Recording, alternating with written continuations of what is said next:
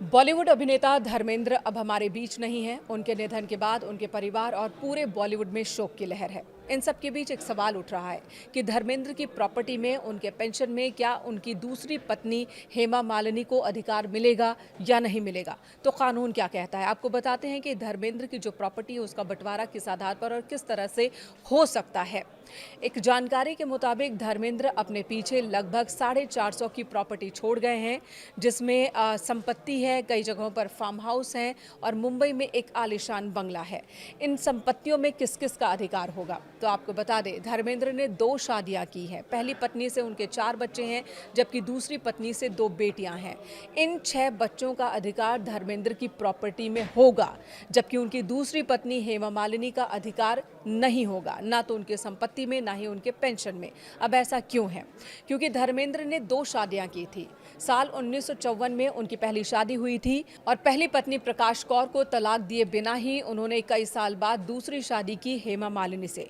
Hindu marriage act के मुताबिक अगर बिना तलाक लिए कोई दूसरी शादी करता है तो वो दूसरी शादी वैध नहीं मानी जाती है, यानी कि उसका कोई अस्तित्व नहीं माना जाता है कानून की नज़र में।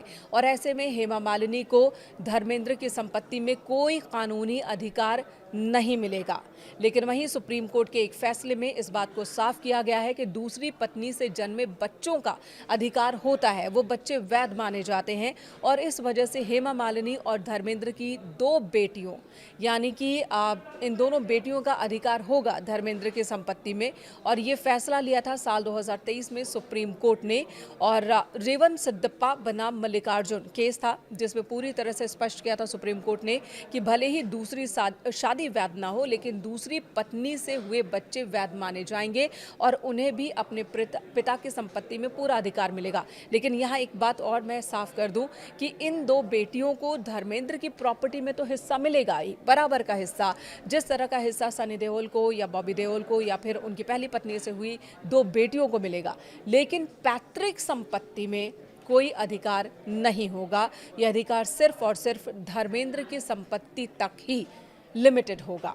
जब धर्मेंद्र के निधन के बाद संपत्ति का बंटवारा होगा तो कानून एक काल्पनिक बंटवारे को मानेगा, यानी कि ये माना जाएगा कि धर्मेंद्र की मौत से ठीक पहले पैतृक संपत्ति का बंटवारा हो गया था और उसमें जो हिस्सा धर्मेंद्र का था वही हिस्सा उनके वैध वारिसों में बराबर में बांटा जाएगा। सुप्रीम कोर्ट के फैसले के आधार पर धर्मेंद्र की संपत्ति के हकदार एक्टर की पहली पत्नी प्रकाश कौर, उनकी पहली पत्नी से जन्मे 4 बच्चे यानी कि सनी देओल, बॉबी देओल, अजीता देओल और विजेता देओल होंगी। वहीं दूसरी शादी से 2 बेटियां ईशा देओल और आहना देओल होंगी।